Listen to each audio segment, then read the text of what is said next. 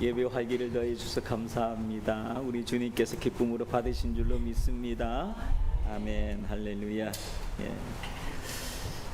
금년 여름은 다른 때보다 훨씬 더 더운 것 같은 그런 느낌이죠. 그래서 아마 지구 온난화 때문에 그런지 몰라도 아마 매년 이렇게 더위가 더 하지 않을까 그런 생각이 들어서 또 여러분의 영육간의 강건함을 위해서 기도합니다.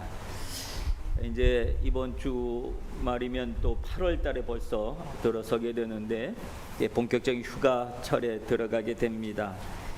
과거에는 휴가하면 산으로 가든지 바다로 가든지 뭐 강으로 가든지 이렇게 그런 휴가를 떠났는데 요즘은 휴가철이 되면 조금 색다르게 휴가를 간다 그래요. 호캉스라고 얘기하나요? 호캉스라 그래? 바캉스가 아니고 호캉스라 그래요? 호텔로 가는 바캉스라고 합니다.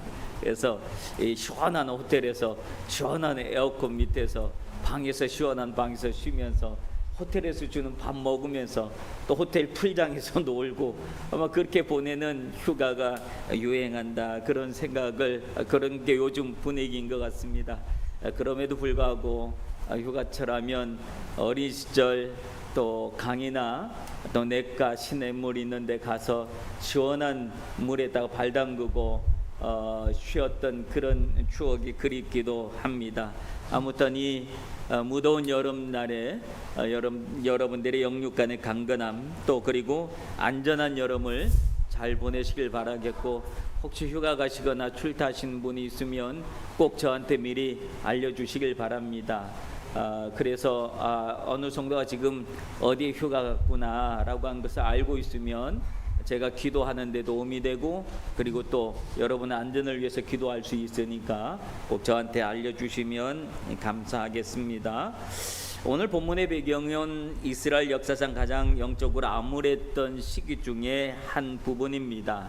바로 아합 왕의 때에 일어난 일인데 아합 왕은 그의 부인을 얻었는데 그 부인은 시대의 악녀라고 불리는 이세벨이라고 하는 사람이었습니다. 이세벨은 바알 숭배자였는데 그가 아합과 결혼을 하면서 바알 신상을 가지고 왔고 그래서 온 국가적으로 바알 숭배를 할 수 있도록 그렇게 국가적으로 장려를 하고 결국은 이스라엘은 하나님을 떠나서 우상 숭배에 빠지고 맙니다. 마치 일제 시대에 천황 숭배와 같은 그런 우상 숭배를 강제적으로 온 국민이 범하게 하는 그런 범죄를 저질렀습니다. 이 일로 이스라엘은 영적으로 타락하게 되었고 하나님은 그 이스라엘을 심판하게 되었는데 그 심판의 내용이 바로 가뭄이라고 이스라엘을 심판하셨습니다. 이때 등장한 선지자가 있었는데 그 선지자 이름을 엘리야라고 합니다. 근데 엘리야라고 하는 이름의 뜻은 여호와는 나의 하나님이시다 라고 하는 그런 뜻이 그 엘리야라고 하는 이름 안에 있습니다. 그러므로 엘리야 선지자의 등장만으로 그가 누구인지 그가 무슨 일을 하는 사람인지를 그 이름만으로도 분명하게 선포하고 있는 그런 부분을 볼 수가 있습니다. 그랬던 이 엘리야가 아합 왕 앞에 가서 오늘 본문에 이렇게 이야기를 합니다. 내 말이 없으면 수년 동안 비도 이슬도 내지 아니하리라. 즉 아합 왕한테 선전포고를 한 겁니다. 앞으로 몇 년 동안 내가 다시 말하기 전에 내가 다시 무슨 말을 하기 전에는 비도 이슬도 내리지 않고 이 땅 깊은 가뭄이 될 것이다 라고 하는 그런 선전포고를 합니다. 그런데 이런 선전포고를 하고 난 다음에 하나님은 뜻밖의 명령을 내리시는데 2절을 보면 여호와의 말씀이 엘리야에게 임하여 이르시되 너는 여기서 떠나 동쪽으로 가서 요단 앞 그릿 시냇가에 숨어라 라고 하는 명령을 내리십니다. 하나님의 말씀을 선포하고 난 다음에 그에게 너는 이제 선포했으니까 더욱더 마음을 강하고 담대하게 해서 그래서 아합과 맞서고 이제 싸워라 라고 하는 명령이 아니라 야 이제 너 선포했냐? 너 이제 큰일 났다 숨어라 라고 하는 이야기를 하신 겁니다. 그러므로 이 말씀으로 결국은 하나님의 말씀대로 선포하고 그의 신세는 무슨 신세가 됐냐면 숨는 신세가, 도망자의 신세가 되었다라고 하는 겁니다. 이 그리시네가는 사람과 세상과 단절된 그런 곳이었습니다. 하나님은 왜 엘리야에게 그곳으로 숨게 하셨겠을까요? 그 속에서는 하나님의 깊은 은혜가 있습니다. 엘리야가 아합 왕 앞에 목숨을 걸고 하나님의 말씀을 선포했지만 그 결과는 도망해서 숨으라 라고 하는 결과라고 하는 것이지요. 그런데 이 말씀의 내용 보면 우리가 어떤 것을 느낄 수 있는가 하면 마태복음 10장 16절에 보면 보라 내가 너희를 보냄이 양을 이리 가운데 보낸가 같도다. 그러므로 너희는 뱀같이 지혜롭고 비둘기같이 순결하라 라고 하는 말씀이 있습니다. 뱀같이 지혜로우라고 하는 말씀의 의미는 무엇일까요? 뱀처럼 교활하고 악한 지혜를 가지라고 하는 것이 아니라 세상 속에서 위험을 감지하고 자기를 보호하려고 현명하게 대처해라 라고 하는 그런 의미가 있습니다. 이것은 하나님께서 엘리야에게 아합 왕이 얼마나 위험한 사람인지를 아시기 때문에 그에게 선전포고하고 난 다음에 그의 보복으로부터 자기를 보호하라고 하는 그런 하나님의 은혜의 말씀이기도 합니다. 여러분, 우리가 세상을 그리스도인으로 살아가기 위해서 이런 지혜가 때론 필요할 때도 있습니다. 세상으로부터 자기 자신을 지키기 위해서 자기 자신을 보호하기 위한 그런 태도들이 필요합니다. 모든 일에 세상과 맞서서 마귀와 맞서서 싸우라는 것이 아니라 때로는 어떨 때는 위험하면 숨기도 하고 피하기도 하게 하시는 것이 하나님의 은혜이기도 합니다.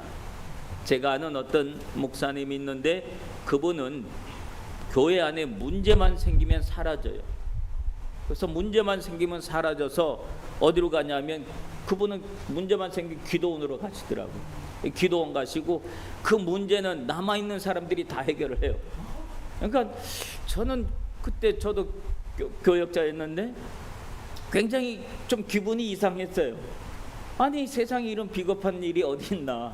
문제가 생겼으면 그 문제를 목사님이 해결하기 위해서 문제하고 맞서가지고 그 문제를 해결하고 기도원을 가더라도 해결하고 난 다음에 가야 되는데 왜 문제가 되면 사라지고 그러는가. 그때는 그분이 이해가 안 됐습니다. 근데 저도 목회를 이만큼 하다 보니까 그분이 참 지혜로운 분이셨구나 라고 하는 그런 생각을 나이가 들고 목회를 이만큼 하다 보니까 알게 되더라고요. 문제와 맞서서 싸우게 되면 더 큰 문제를 만들어낼 수도 있다는 거죠. 그러기 위해서 그분은 일단 내가 하나님 앞에 피해야지, 그리고 기도원으로 가서 혼자 무릎 꿇고 문제가 해결될 때까지 기도하셨던 그런 모습을 기억합니다. 여러분, 하나님은 엘리야에게 바로 이러한 요구를 하신 것 같습니다. 그리고 또 한 가지 이 그리시네가로 피한 것이 또 하나의 은혜가 된 것은 뭐냐면 이제부터 가뭄이 될 것이다, 비가 오지 않을 것이다, 이슬도 내리지 않을 것이다. 이 말 속에는 그 가뭄의 재앙 안에 엘리야 자신도 포함된다는 겁니다. 그 재앙이 오면 엘리야는 괜찮고 나머지 사람들만 이 가뭄 속에 있는 게 아니라 자기도 그 가뭄의 재앙 속에 거하게 된다라고 하는 것이죠. 그래서 하나님이 다른 곳이 아닌 이 물이 있는 그 그리시네가로 피하게 하셨던 그런 모습을 볼 수가 있습니다. 하나님은 오늘 우리에게 무슨 일이 생길 때 우리를 피하게 하시는 분, 우리를 숨겨주시는 분, 우리를 살리기 위해서 하나님은 오늘 여러 가지 제도들을, 장치들을 만들어 주시는 분이십니다. 출애굽해서 이스라엘 백성들이 광야에서 생활할 때 하나님은 모세를 통해서 제단을 만들게 하셨습니다.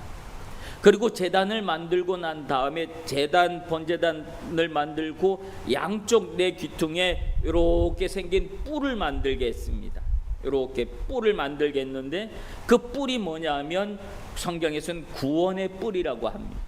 그래서 어떤 사람이든지 무슨 잘못을 하고 범죄를 했으면 빨리 제단에 달려가서 그 뿔을 잡으면 그 사람은 살려주는 그런 제도를 만들어 주셨습니다.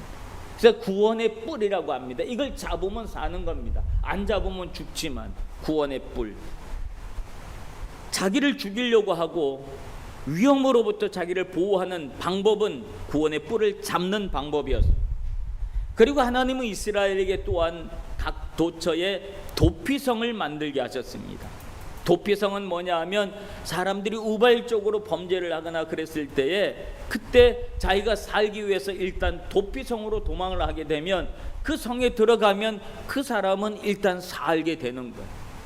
그래서 그 도피성에서 나중에 이 사람의 죄악의 여부를 발견하고 그 다음에 이 사람이 진짜 우발적으로 이런 잘못을 저질렀다고 하는 것이 판결이 되어지면 네가 그 성 말고 다른 곳으로 망명하고 싶으면 그 성으로 보내주는 그런 제도를 가졌습니다. 하나님은 때로는 피할 성을 우리에게 허락하여 주기도 합니다. 또한 고린도전서 10장 13절에 보면 사람이 감당할 시험 밖에는 너희에게 당한 것이 없나니 오직 하나님은 미쁘사 너희가 감당치 못할 시험을 당할 것을 허락지 아니하시고 시험 당할 즈음에 또한 피할 길을 내사 너희로 능히 감당하게 하시느니라 합니다. 우리에게 피할 길을 주시는 하나님, 우리가 살 수 있도록 야 내가 이거 감당하지 못할 것 같아 그러면 일단 이곳으로 와 하면서 피할 길을 내시는 그 하나님. 엘리야가 아합 왕한테 재앙을 선포하고 난 다음에 아합의 위험성을 알기 때문에 그 아합 왕 앞에 계속 있으면 그가 죽을 수도 있으니 일단 숨어라. 그래서 그리 시냇가에 숨겨주신 하나님의 은혜. 하나님은 그러한 은혜를 오늘 우리 모든 성도에게도 허락하여 주시는 줄로 믿습니다. 여러분, 우리가 피할 수 있는 가장 안전한 곳이 어디일까요? 그것은 예수 그리스도입니다. 예수님께 피하는 것이 가장 안전한 곳이요 가장 보호받을 수 있고 우리가 살 수 있는 길이 바로 예수 그리스도인 줄로 믿습니다. 그리 시냇가는 엘리야에게 있어서 바로 그러한 공간이었습니다. 아합 왕이 찾을 수 없는 장소, 어느 누구에도 노출되지 않는 장소, 그런 곳이 바로 이 그리 시냇가요 오늘 우리에게는 교회가 되어주는 줄로 믿습니다. 그런데 그런 그리 시냇가의 안에서 놀라운 일이 벌어졌습니다. 가뭄이 들어도 가장 늦게까지 물이 있을 수 있는 곳이 바로 이 시냇가입니다. 다른 데는 다 말라도 마지막까지 물이 남아있는 곳은 시냇가입니다. 그래서 그 시냇가에서 엘리야는 물을 마시게 했고 시원한 그늘에서 물을 마시게 했고 그러고 난 다음에 또 한 가지 신기한 것은 하나님이 까마귀를 보내주셨다는 거예요. 그리고 그 까마귀가 아침에도 고기하고 떡을 물어다 주고 저녁에도 고기하고 떡을 물어다 줘서 엘리야 앞에 갖다 놓고 엘리야로 먹게 하셨다. 하나님이 그렇게 하셨다라고 합니다. 여러분 잘 아시다시피 까마귀가 어떤 존재입니까? 까마귀는 잡식이고 모든 음식을 양보하지 않습니다. 우리 주변에도 까마귀들이 얼마나 많았는지 몰라요? 근데 까마귀에서 까마귀를 이렇게 바라보고 있으면 먹이 하나가 있으면 막 치열하게 싸웁니다. 그래서 어떨 때 보면 까마귀가 자기들끼리 싸워가지고 덕 떨어지기도 하고 그러더라고요. 먹이 하나 놓고. 그런 이기적인 욕심이 많고 그리고 잡식이기 때문에 뭐든지 다 먹는 그런 까마귀가 음식을 물어다가 자기가 먹지 않고 엘리야 앞에다가 갖다 놨다고 하는 거예요. 이게 얼마나 신기하고 오묘한 일이냐라고 하는 겁니다. 근데 가만히 생각해 보면 이 까마귀가 이 떡하고 고기를 누구 집에서 물고 왔을까 싶은 생각을 한번 해보면 참 재미있어요. 왜냐하면 가뭄이 들기 시작합니다. 다른 집에서 먹을 것이 떨어집니다. 근데 까마귀는 계속해서 고기하고 떡을 물어다 줘요. 마지막까지 떡과 고기가 있을 수 있는 집이 어딜까? 마지막까지 돈 많고 권력이 있고 힘이 있고 부자고 그런 집 아니겠습니까? 그곳이 어찌 보면 최후에까지 떡과 고기가 남아있는 곳은 아합 왕궁일 수도 있습니다. 하나님은 왕이 먹는 그 왕궁에서 떡과 고기를 까마귀를 통해서 물어서 그걸 대신해서 엘리야에게 먹여주시는 그런 하나님의 은혜가 있지 않았겠나, 그런 생각을 해보면 참 신기하고 참 재밌는 일이다. 하나님은 그렇게 먹이시는 분이시는구나. 그냥 음식이 아니라 아주 부자들이 먹는 고급 음식들을 먹여주시는 그 하나님인가, 그런 생각을 해보기도 합니다. 하나님은 성도들에게 늘 공급하시는 하나님이신 줄로 믿습니다. 여러분, 우리를 먹여주시는 분이 하나님의 은혜인 줄로 믿습니다. 성도들이 배고파하는 것을 하나님 보지 못하세요. 왜냐하면 당신의 살아가는 자녀들이기 때문에 자식들 배고픈 것을 바라보는 부모가 어디 있겠습니까? 무슨 짓을 내더라도 자기 자식은 먹이려고 하는 것이 부모의 마음입니다. 하나님은 그 하나님 아버지의 마음으로 당신의 백성들을 먹이시는 하나님이신 줄로 믿습니다. 그래서 예수님께서도 이스라엘 백성들에게 보면서, 예수님을 따른 그 무리들, 그들이 배가 고파하는 것을 보면서 오병이어의 기적을 통해서 온 백성을 먹이셨던 그 예수님의 모습을 볼 수 있고, 제자들이 배고파할 때 떡 구워놓고 생선 구워놓고 제자들을 기다리셨던 그 예수님의 모습을 볼 수가 있습니다. 우리 기독교 복음에 있어서 가장 중요한 것이 배고픈 사람을 먹이는 그런 일들이 얼마나 많이 있었는지 모릅니다. 전쟁 끝나고 난 다음에 한국은 세계에서 가장 가난한 나라였지만 복음이 들어가고 난 다음에 하나님은 우리 대한민국을 얼마나 먹여주셨습니까? 지금은 너무 많이 먹어서 문제지, 살을 빼려고 막 지금 안 먹으려고 애를 쓰고 그래서 그러는 이런 상황이 될 만큼 하나님은 먹여주신 하나님이신 줄로 믿습니다. 지금도 전 세계 가난한 나라마다 복음 들고 수많은 선교사들이 가서 하는 일들은 먹이는 사역입니다. 잘 먹여주려고 하고 좋은 것 먹여주려고 하고 그래요. 일본 안에서도 이 우에노나 이런 데 가면 홈리스들을 위해서 많은 교회에서 그들을 먹이려는 사역들을 얼마나 많이 하고 있는지 모릅니다. 여러분, 하나님은 우리를 먹여주신 하나님이신 줄로 믿습니다. 그러므로 그래 예수 잘 믿으시길 바랍니다. 그러면 하나님은 절대로 우리를 배고프게 안 하십니다. 다 먹여주시고 힘을 주시고 능력을 주시고 권능을 더하시고 건강을 더하여 주시는 우리 하나님이신 줄로 믿습니다. 뜨거운 그늘을 피하게 하시는 그리 시냇가에서 이 타는 듯한 목마름을 마시게 하시는 그 하나님, 배고픔을 고기와 떡으로 먹이시는 우리 하나님의 은혜가 있는 줄로 믿습니다. 그런데 그곳이 그러한 곳이었는데도 불구하고 시간이 지나니까 그리 시냇가의 물도 마르기 시작했다는 거예요. 여러분, 그리 시냇가가 얼마나 좋은 곳이에요. 근데도 불구하고 가뭄이 계속되어지니까 오늘 본문에 보면 땅에 비가 내리지 아니하므로 얼마 후에 그 시내가 마르니라 합니다. 이제 더 이상 그리 시냇가에도 물이 나질 않습니다. 그러므로 하나님께서는 더 이상 그 그리 시냇가에 머물지 않게 하시고 그 다음 단계에 이르게 하시는 하나님이신 줄로 믿습니다.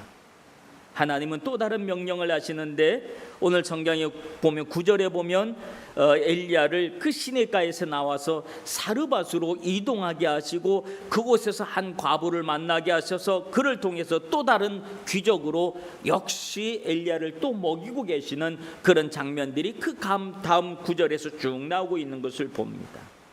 여러분, 여기서 할 수 있는 것은 뭐냐 하면 그리 시냇가가 아무리 좋은 곳이라 할지라도 시원한 그늘이 있고 맑은 물이 있고 떡과 고기가 있는 곳이라 할지라도 그곳은 한정적이라고 하는 겁니다. 언젠가는 끝이 나는 곳이라고 하는 겁니다.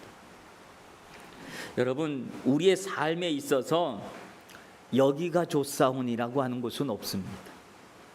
우리 인생 속에서 여기가 좋사오니, 주님 여기가 좋사오니, 여기다가 초막셋을 짓지요. 여기가 좋사오니는 없습니다. 아무리 우리가 지금 살아가다가 좋은 날을 만났다 할지라도 그 좋은 날도 지나가는 겁니다. 한때입니다. 언제까지 그 좋은 날이 계속 될 거라는 기대감을 가지고 있지만, 그러나 인생을 살아오신 분들 뒤돌아보면 그 좋은 날이 계속 되어지던가요? 그렇지 않아요. 또 환경이 바뀌는 겁니다. 또 상황이 바뀌는 겁니다. 또 일들이 또 생기는 겁니다. 여러분, 그곳이에요. 왜냐하면 오늘 우리의 인생은 언제나 그 지나가는 인생, 즉 나그네의 인생이라고 하는 거예요. 창세기 47장에 보면 야곱이 바로 왕 앞에 섰을 때 바로가 야곱에게 이렇게 물어봅니다. 내 나이가 몇이냐? 라고 하고 물어보니까 야곱이 이렇게 대답을 합니다. 내 나그네 길의 세월이 130년이니이다. 내 나이가 얼마 못 되니 우리 조상의 나그네 길의 연좌에 미치지 못하나 험악한 세월을 보냈나이다 라고 합니다. 즉 자기 자신의 삶의 여정을 뭐라고 표현했는가 하면 나그네라고 표현을 했습니다. 그리고 자기 조상들의 삶의 여정도 뭐라고 표현했는가 하면 나그네라고 표현을 했습니다. 여러분, 우리의 인생은 나그네 인생길인 줄로 믿습니다. 언제나 지나가는 거예요. 이 자리에 늘 머물 수 있는 곳이 아니라 권력의 자리에, 어떤 사람들은 권력이 한번 자리를 잡으면 그 자리가 영원히 갈 줄 알지만, 여러분, 한국에서 대통령이 됐다 할지라도 그 권력의 자리는 5년이에요. 세월 5년이라는 세월이 길던가요? 잠깐이던가요? 5년 잠깐 지나가는 세월입니다. 근데 그것이 영원히 갈 줄 알고 그 자리에서 온갖 권력을 다 누려보려고 몸부림치고 하다 보면 그 5년도 제대로 누리지 못하게 되는 것이 이 세상의 권력의 자리가 아니겠습니까? 여러분, 우리에는 저 천성을 향하여, 본향을 향하여 날마다 걸어가는 나그네의 인생길이라는 사실을 기억하시길 바랍니다. 그 나그네의 인생길에서 하나님이 어떤 때는 좋은 날도 주시고, 어떨 때는 기쁜 날도 주시고, 어떨 때는 행복한 날도 주시고, 그렇지만 그 날이 계속되어지지는 않더라라고 하는 거예요. 늘 지나가는 인생길, 우리 인생의 수많은 일들이 계속해서 반복적으로 생길 수 있다는 이야기. 그리 시냇가가 아무리 좋다 할지라도 언젠가는 가뭄이 계속되니 물도 끝이고 고기도 끝이고 떡도 끝이고 모든 것이 다 끝나는 그런 날, 물이 떨어지니까 이 나무, 그 푸르르던 나뭇잎도 다 말라서 떨어지게 되어지고 그렇게 되는 거예요. 그러나 하나님은 그럴 때일지라도 다른 은혜를, 다른 곳으로 우리의 삶을 여전히 인도하고 계시는 하나님이신 줄로 믿습니다. 다른 곳으로, 사르밧으로 이동하게 하시는 하나님, 내 인생을 하나님은 그렇게, 우리 여러분의 인생을 그렇게 인도하고 계시는 하나님이신 줄로 믿습니다. 아무리 좋다 할지라도 잠시 좋은 것들입니다. 하나님이 잠시 피하게 하신 겁니다. 잠시 주신 곳에 영원히 있으려고 하면 여러 가지 문제들이 생기기 시작하고, 여러 가지 그곳에 우리 욕심이 생겨나고, 그곳에 그걸 지키려고 온갖 편법들을 하다 보면 주어진 그 자리도 짧게 끝날 수 있다는 사실입니다. 그러므로 하나님께서 우리의 삶을 다음 단계로 인도하시려고 그럴 때 아멘, 하나님 인도하신 대로 또 새롭게 주어진 환경, 또 새로운 길 내가 그렇게 걸어가겠습니다 하고 순응하고 받아들이면 우리의 인생은 늘 하나님의 인도하심 속에서 살아갈 수 있게 되어진 줄로 믿습니다. 어디를 향하여? 바로 저 천성을 향하여, 본향을 향하여 우리가 한 걸음 한 걸음 더 가까이 가게 될 줄로 믿습니다. 사랑하는 성도 여러분, 오늘 본문은 하나님이 엘리야를 살려주시는 장면의 모습입니다. 비록 하나님의 명령을 따라서 사명을 다했지만 그 사명의 자리가 결코 안전하지 않을 수도 있고 위험한 자리가 일 수도 있다는 사실입니다. 내가 주님의 뜻대로 했는데 내가 왜 이렇게 살아야 하는가라고 하는 질문이 우리에게 생길 수도 있습니다. 내가 열심히 주의 말씀을 전하고 그리스도인으로 바르게 살았다 할지라도 우리에게 위험이 닥칠 수도 있음을 알아야 합니다. 그러나 하나님의 뜻대로 살아가는 하나님의 사람들을 하나님은 그 위험 속에 그냥 두지 아니하신다는 사실을 기억하시길 바랍니다. 어떨 때는 피난시키고 어떨 때는 도망하게 하시고 어떨 때는 숨게 하시고 사람의 눈을 피하게 하실 때도 있습니다.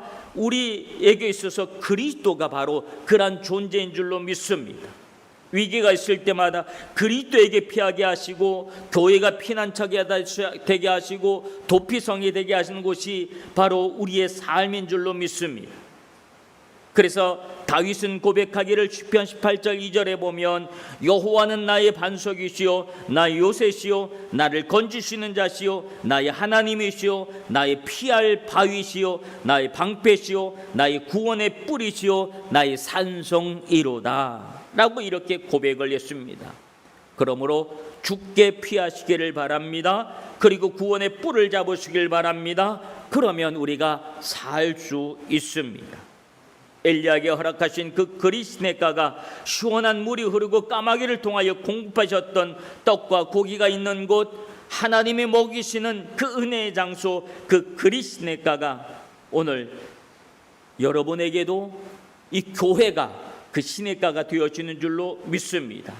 그러므로 그 시냇가로 피하시기를 바랍니다. 내 영을 안전하게 보호하는 곳, 내 영이 사는 곳, 그리고 다음을 준비할 수 있는 쉼이 있는 곳, 그 시냇가가 우리에게는 교회가 되어지는 줄로 믿습니다. 거기서 하나님은 우리 영혼을 먹이시고 돌보시고 새로운 도약을 준비하게 하시는 줄로 믿습니다.